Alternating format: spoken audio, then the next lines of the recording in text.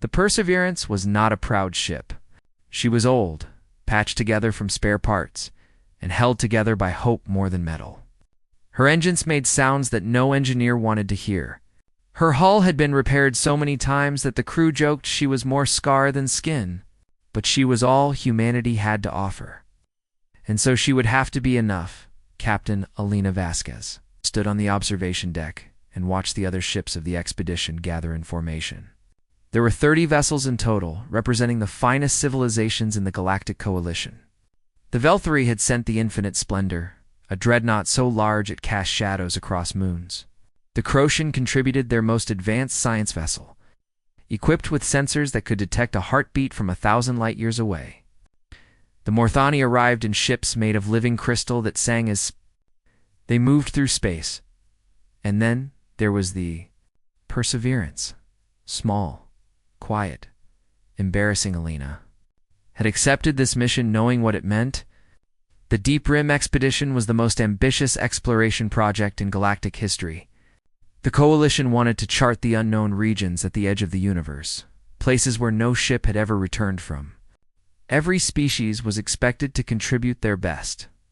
Humanity, still new to the galactic stage and still considered primitive by most standards, had scraped together everything they could afford. The result was the Perseverance. She remembered the day the Coalition ambassadors had come to inspect the human contribution. The Valkyrie delegate, a tall being with silver skin and 4 arms, had walked through the ship's corridors with obvious disgust on his face. He had touched the walls and looked at his fingers as if expecting dirt. He had examined the engines and laughed out loud. "This is what humanity sends?" he had asked. "This is your finest vessel?" Alina had wanted to explain. She had wanted to tell him that humanity was young and poor by galactic standards. She had wanted to say that they had done their best with limited resources. But she had stayed silent because excuses would only make things worse. "It will serve its purpose," she had said instead. The Valkyrie had smiled in a way that was not friendly. "I am sure it will provide entertainment, if nothing else. Perhaps your crew can wave at us as we leave them behind." That memory still burned in Elena's chest as she watched the expedition prepare to launch. But she pushed the anger down and focused on what mattered. She had a crew of 200 souls depending on her. They deserved a captain who believed in them, even if no one else did. She turned away from the window and made her way to the main deck. Her crew was waiting for her. They stood in neat rows, wearing uniforms that were clean but clearly not new. These were not the galaxy's elite. These were the people who had been rejected, overlooked, or simply never given a chance. Dr. Yuki Tanaka, the chief science officer, had been dismissed from 3 prestigious research programs for thinking in ways that made her superiors uncomfortable. Chief Engineer Marcus Webb had been called reckless and unconventional by every supervisor he had ever worked under. Lieutenant Sarah Chen, the ship's pilot, was considered too young and too emotional for deep space missions. They were misfits, outcasts, the people nobody else wanted. Alina loved every single one of them. "I am not going to lie to you," she said, her voice carrying across the silent deck. "You have heard what they say about us? You have seen the looks they give us. They think we are a joke. They expect us to fail." She paused and let those words settle. Maybe they are right. Maybe this ship will fall apart before we reach the Deep Rim. Maybe our engines will give out. We will drift in the void forever. Maybe this mission will end in disaster. Oh. The crew was quiet. Some of them looked at the floor. Others stared straight ahead with hard eyes. "But here's what I know," Alina continued. "Every person in this room was told they were not good enough. Every person here was rejected by someone who thought they knew better. And yet you are still here. You did not quit. You did not give up. You kept going because something inside you refused to accept that you were worthless." She stepped closer to them. "That is what makes us different. The other ships out there have the best technology and the most advanced weapons. They have crews selected from billions of candidates. They have everything we do not have. But they have never had to fight for anything. They have never had to prove themselves against impossible odds. They do not know what it means to be underestimated." Lena raised her chin. "We do. And that is our advantage." A murmur ran through the crew. Some of them stood a little straighter. I cannot promise we will survive this mission. I cannot promise glory or recognition. But I can promise you this: we will give everything we have. We will show them what humans are made of. And whether we succeed or fail, we will do it together. She looked at their faces, seeing determination replace doubt. Now get to your stations. We launch in 1 hour. The crew dispersed with new energy. Alina watched them go and allowed herself a small smile. An hour later, the expedition began. 30 ships activated their engines and moved toward the deep rim in perfect formation. The Perseverance took her place at the back, her old engines struggling to keep pace. The other vessels pulled ahead easily, their captains not bothering to slow down for the human ship. Alina sat in her command chair and watched. The stars stretched into lines as they entered faster than light travel. The ship shuddered and groaned around her. Warning lights flickered on and off. Somewhere in the engine room, Marcus was probably performing another miracle to keep them moving. Captain Lieutenant Chen said from the pilot station, "The Vel-3 flagship is transmitting a message. Put it through." The Vel-3 delegate's voice filled the deck. "Human vessel, you are falling behind. Perhaps you should turn back now while you still can. The deep rim is no place for broken ships and desperate crews." Alina considered her response for a moment. "Thank you for your concern," she said calmly. "We will manage." She cut the transmission before he could reply. Around her, the crew smiled. They were used to being dismissed. They were used to being mocked. It did not hurt anymore. It only made them more determined. The Perseverance flew on into the unknown, her engines stuttering, her hull creaking, and her crew quietly making peace with whatever lay ahead.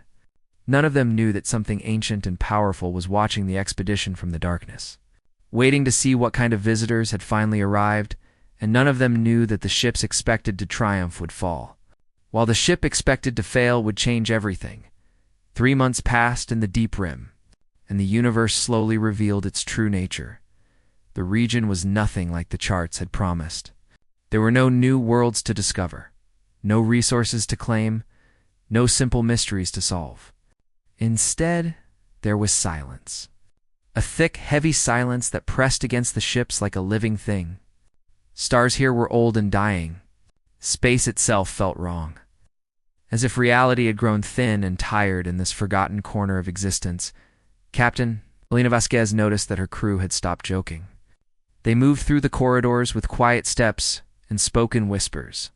Even the Perseverance seemed to understand that something was different here. Her engines ran more quietly, as if the ship herself was afraid to make noise. The first disappearance happened on day 40-7. The Croatian science vessel, which had been mapping an unusual energy field near a dead star, simply stopped transmitting. One moment its signal was clear and strong.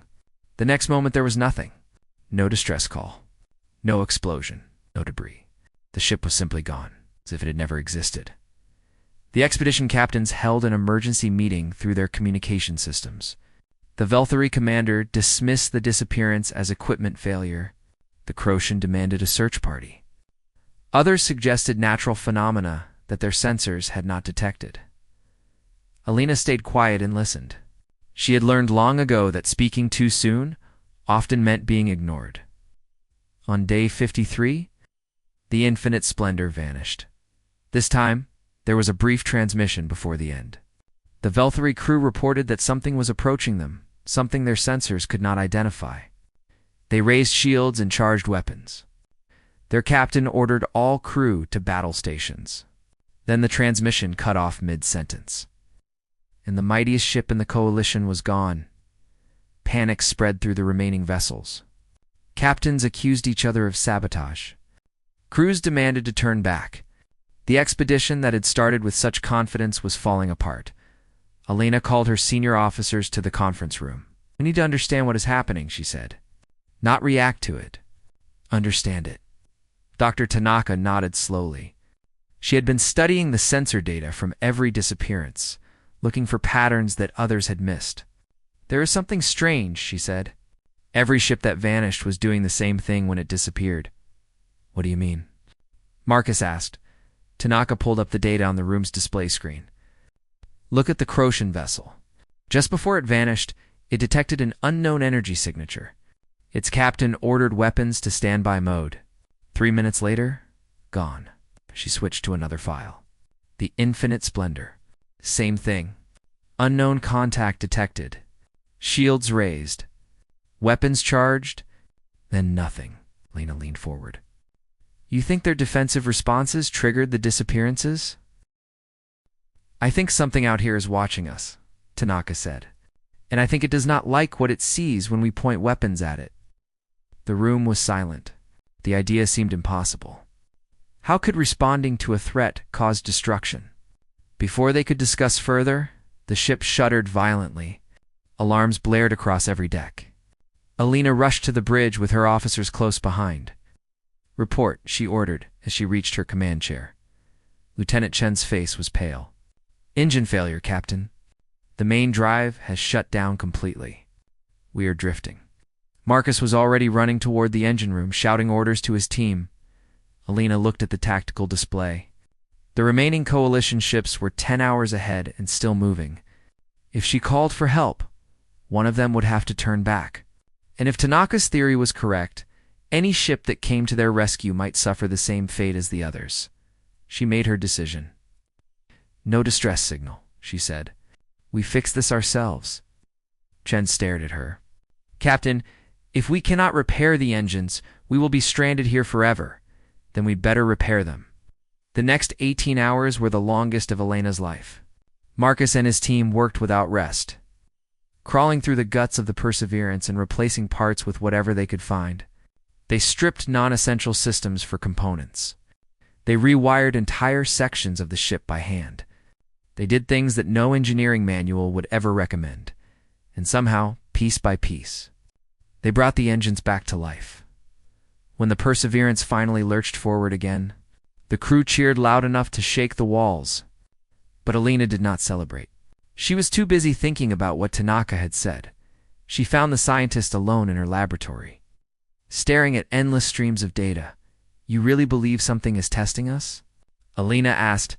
Tanaka did not look away from her screen. I believe something is judging us. Every ship that disappeared approached the unknown with fear and aggression. Their first instinct was to defend themselves, to treat the mystery as a threat. She finally turned to face Alina. What if that is the wrong answer? Alina considered this. Her entire training had taught her to protect her crew at all costs. Raising shields and preparing weapons was basic survival protocol. Every captain in the expedition had done exactly what they were supposed to do, and every one of them had failed. She asked Tanaka, pulled up a star chart showing the pattern of disappearances. I have been tracking the energy signatures that appeared before each incident. They are not random. They form a path leading deeper into the deep rim. She pointed to a location far beyond where the expedition had traveled. Something is out there. Something waiting. Lena studied the chart. Following the trail would mean going further into danger, away from any hope of rescue. It would mean betting everything on a theory that could easily be wrong, but turning back meant learning nothing. It meant letting her crew remain just another joke in galactic history. Set a course, she said quietly. Tanaka blinked in surprise. Captain, you heard me? We follow the path. We find out what is really happening here. Elena straightened her shoulders. And when we find it, we do not point weapons at it. We try something different. Behind them, through the observation window, the last coalition ships were turning around. They had decided to abandon the expedition and flee back to safe space. Warning messages flooded the Perseverance's communication system. Urging the humans to join the retreat, Alina ignored them all. The Perseverance turned toward the unknown. Alone now, her patched hull groaning and her tired engines burning. Her crew was afraid, but determined. They had come too far to turn back. Somewhere ahead, in the darkness between dying stars, something ancient noted their approach with interest. This ship was different from the others. This ship was coming closer. The first test had already begun. The Perseverance followed the trail for 11 days. Each hour took them further from known space, deeper into regions that had no names on any chart. The stars grew fewer and older. The darkness between them seemed to stretch forever. Alina barely slept during those days. She spent most of her time on the bridge, watching the sensors and waiting for something to happen. The crew moved through their duties with quiet focus. Everyone knew they were heading somewhere important, even if none of them could explain why they felt that way. On the 12th day, they found the threshold. It appeared without warning. One moment, the sensors showed empty space ahead. The next moment, there was something so large that the instruments could not measure it. The structure filled the entire viewing screen, blocking out the stars behind it. It was not a planet. It was not a station. It was something else entirely. The crew gathered on the bridge and stared in stunned silence. The threshold was made of material that did not exist in any known database. Its surface shifted and moved, folding in on itself in ways that hurt the eyes to watch. It seemed to exist in more dimensions than the human mind could process. Just looking at it made Alina feel small, as if she were an insect standing before a mountain. "It is old," Tanaka whispered. Her instruments were working overtime, trying to make sense of the readings. "Incredibly old. This structure has been here since before most stars were born. Maybe longer." Marcus stood beside her, his mouth hanging open. "Who built it? How is this possible?" No one had an answer. Alina forced herself to breathe slowly. Her hands wanted to grip the arms of her chair. Her training screamed at her to raise shields to prepare for danger. But she remembered what had happened to the other ships. She remembered Tanaka's theory. "Stand down all weapons," she ordered. "Lower shields. Deactivate defensive systems." The bridge crew hesitated. "Captain?" Chen asked carefully. "Are you sure?" "I am sure. Whatever is out there, we approach it with open hands, not closed fists." The crew obeyed, though fear was plain on their faces. The Perseverance floated toward the threshold completely undefended. Like a child walking into a dark forest, and then something noticed them. The voice did not come through the speakers. It came from everywhere at once, resonating inside every mind on the ship. It was not loud, but it filled all available space. It was not threatening, but it carried absolute authority. "You've arrived." Lena gripped her chair despite her efforts to stay calm. Around her, crew members grabbed walls and consoles to steady themselves. The voice was overwhelming, pressing against their thoughts like a physical weight. "Who are you?" The voice continued. "What do you seek in the domain of the architects?" Alina stood slowly. She did not know where to look, so she looked straight ahead at the massive structure filling the screen. "My name is Captain Alina Vasquez," she said. "This is the human vessel, Perseverance.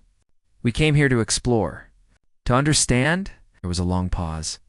Alina could feel the intelligence behind the voice studying her, examining her thoughts and memories as easily as she might read a book. "Humans," the voice said finally. "A young species. Primitive. Unremarkable by the standards of the cosmos." "Yes," Alina admitted. "That is what everyone tells us."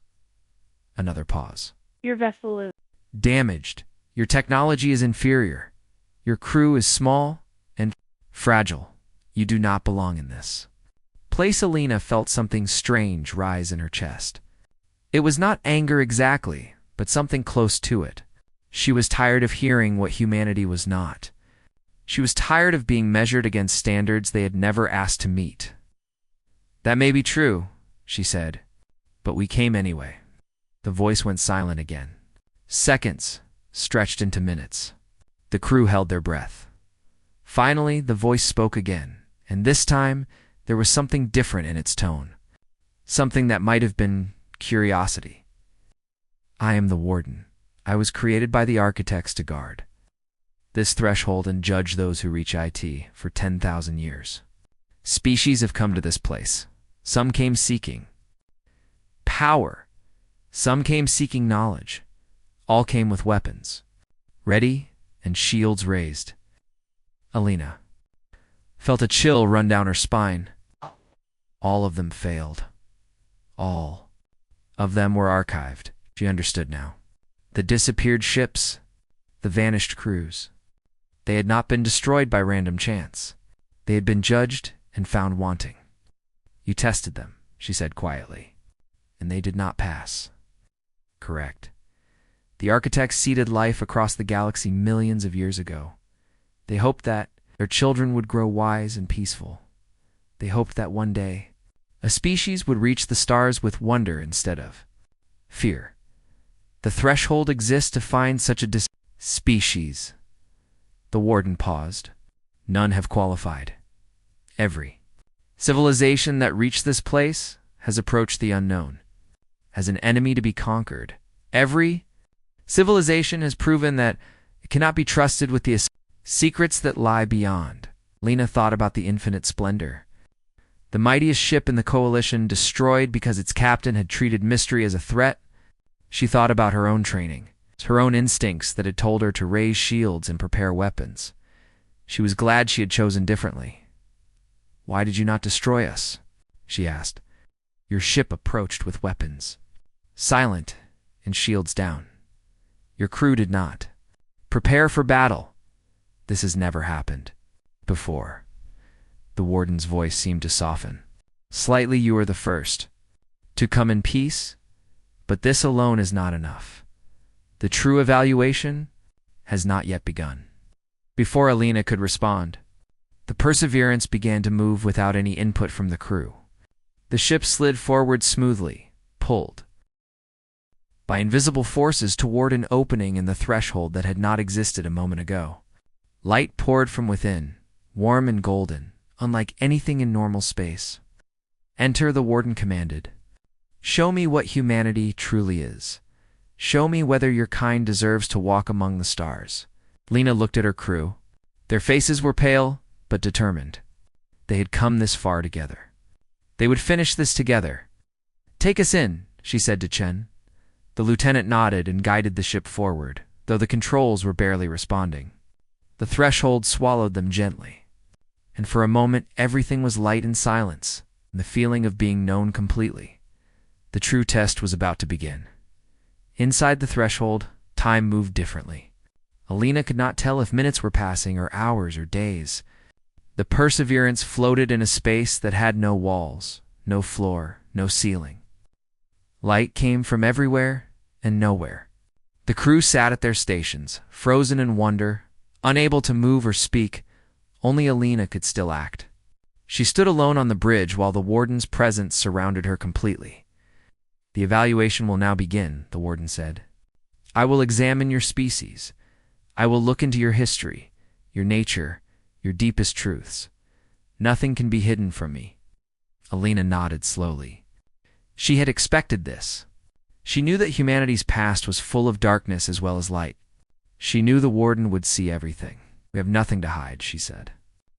"Look at us. All of us. The good and the bad." The warden began.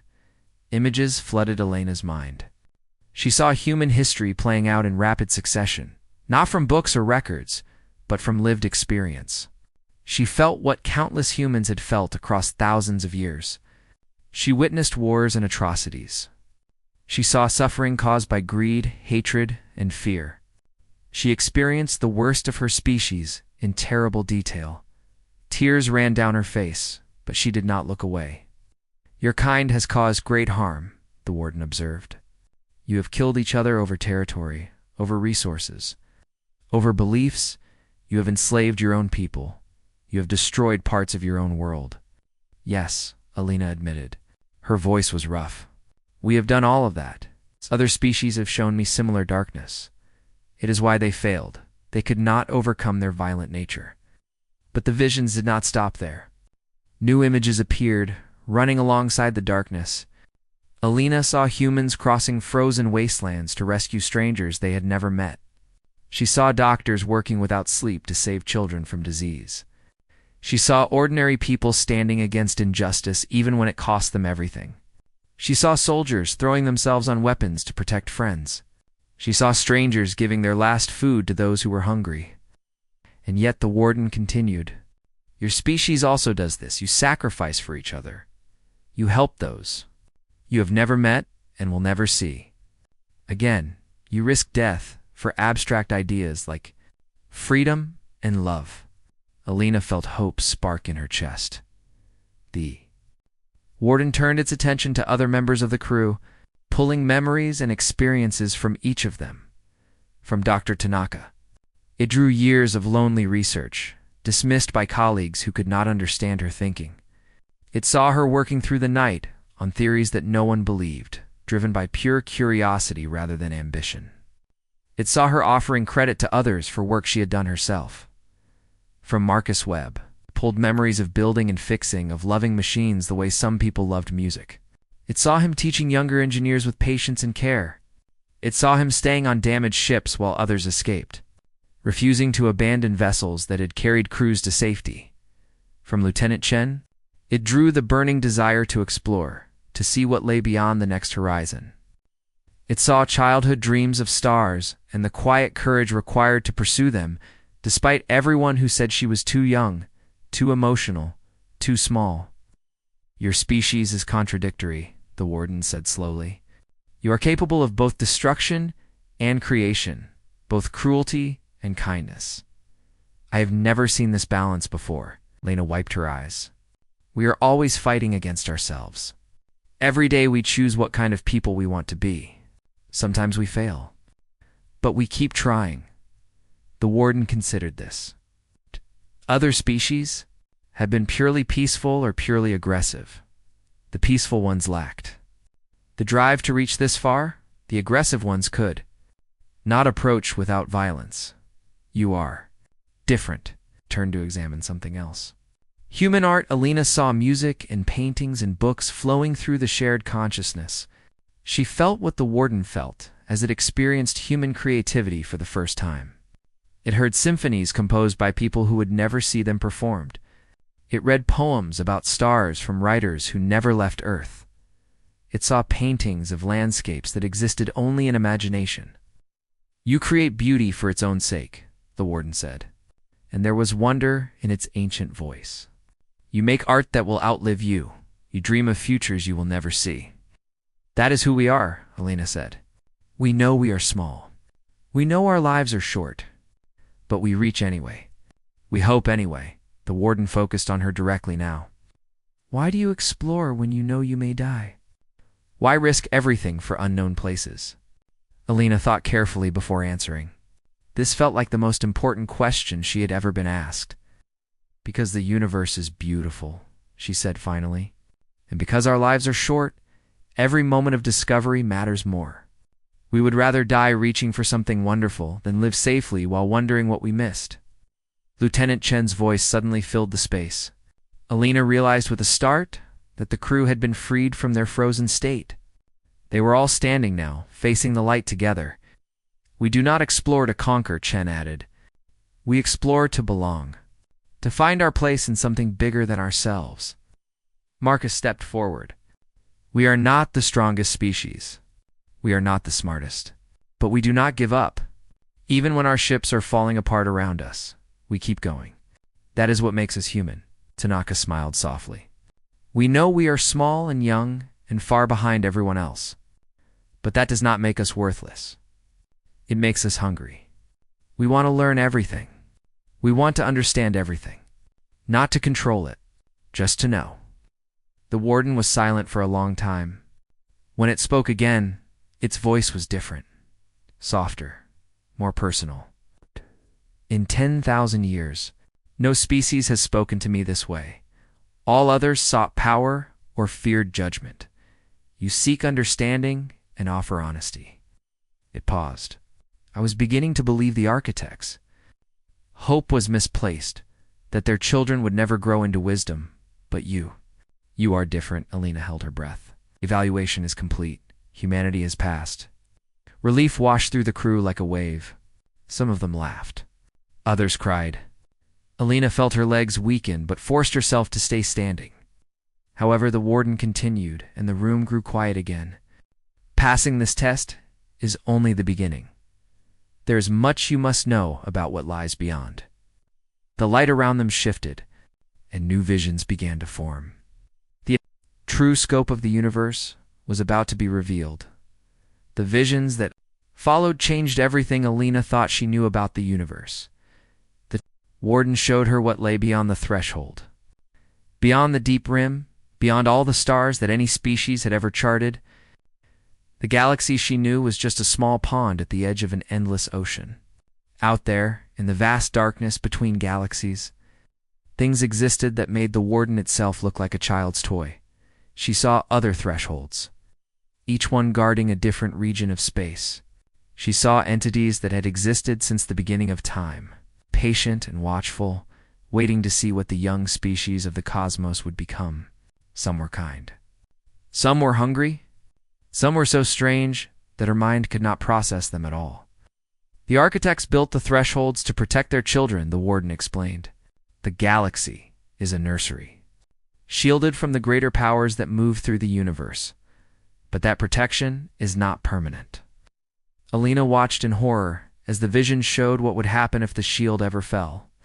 Civilizations consumed, stars extinguished, entire galaxies reduced to nothing. When the architects created me, they gave me a single purpose: to find a species worthy of carrying their message. A species that could unite the others, a species that could prepare the galaxy for what is to come.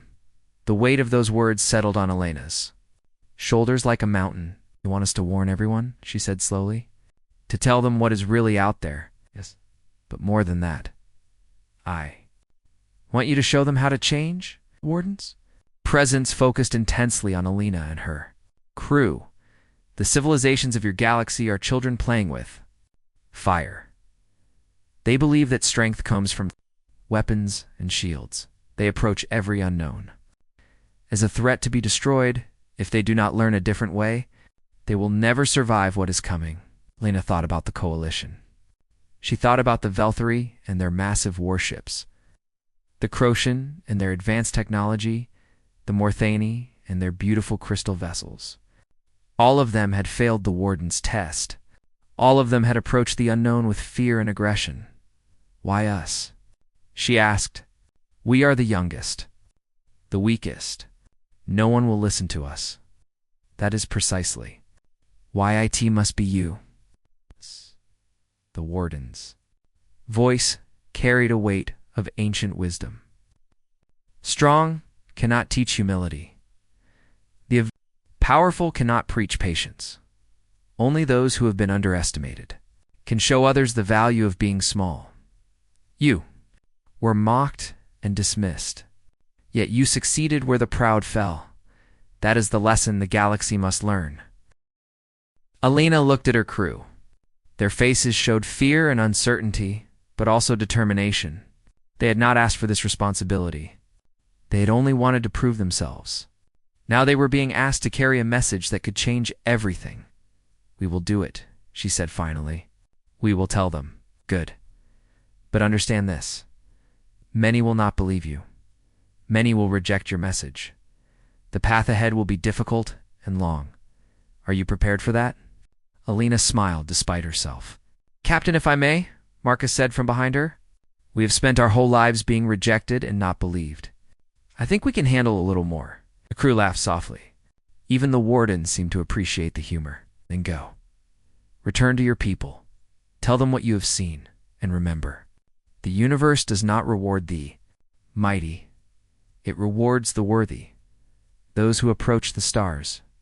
With open hands will find allies. Those who approach with closed fists will find oblivion. Light around them began to shift again. Alina felt the threshold releasing them, gently pushing them back toward normal space. One more question, she said quickly. The ships that failed, the crews that were archived, are they truly gone? The Warden paused. They exist still, preserved in the architect's records.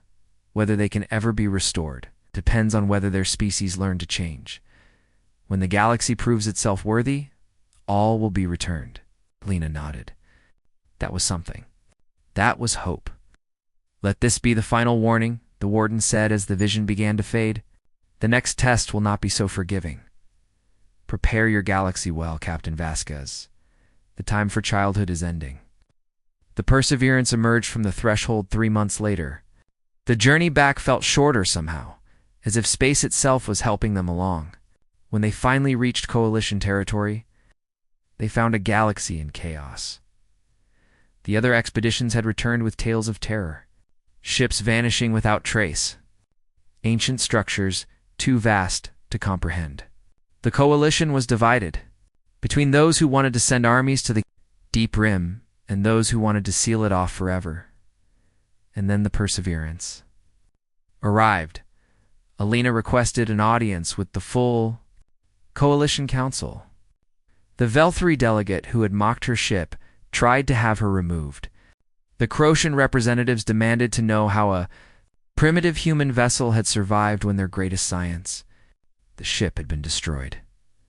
Alina stood before them all and told the truth. She showed them everything. The warden had shown her the recordings from the threshold, the visions of what lay beyond, the message that the Ancient Ones had entrusted to humanity. Some laughed. Some accused her of fabrication. The Velthri delegate called it an obvious trick designed to make humans seem important, but others listened. The Morthane ambassador, whose people valued wisdom above all else, was the first to speak in Elena's defense. She carries truth, the ambassador said simply. I can feel it. Other species began to add their voices. Scientists who had studied the Deep Rim data found patterns that supported Elena's account. Philosophers recognized the ancient wisdom in the warden's words. Slowly, painfully, the message began to spread. It took years, decades. The change was not fast or easy. Many species clung to their old ways. Wars still happened. Fear still drove decisions. But a seed had been planted in humanity. Once dismissed as the galaxy's infant civilization, found itself at the center of something new. They became teachers and bridges, connecting species who had never trusted each other. They demonstrated through action what they had learned, that approaching the unknown with openness was not weakness, but strength. The Perseverance was eventually retired, her battered hull to warn for further missions. But she was not scrapped. Instead, she was placed in a museum at the heart of Coalition space, surrounded by the memorial gardens that now honored all the ships lost in the Deep Rim. Beneath her displayed form, a plaque read, "They sent their best ships. We sent our best people." That made all the difference. Captain Alina Vasquez lived long enough to see the first signs of real change. She saw species that had been enemies for centuries begin to talk. She saw the fear of the unknown slowly transform into curiosity. She saw her crew members become leaders and teachers across the galaxy. And sometimes, late at night, she would look up at the stars and feel something watching her from the Deep Rim. The warden was still out there, still waiting. Still hoping that the children of the architects would finally grow up. Humanity had passed the first test. But as Alina knew better than anyone, the final exam had not yet begun. When it came, the galaxy would be ready, because a ship that everyone expected to fail had shown them the way.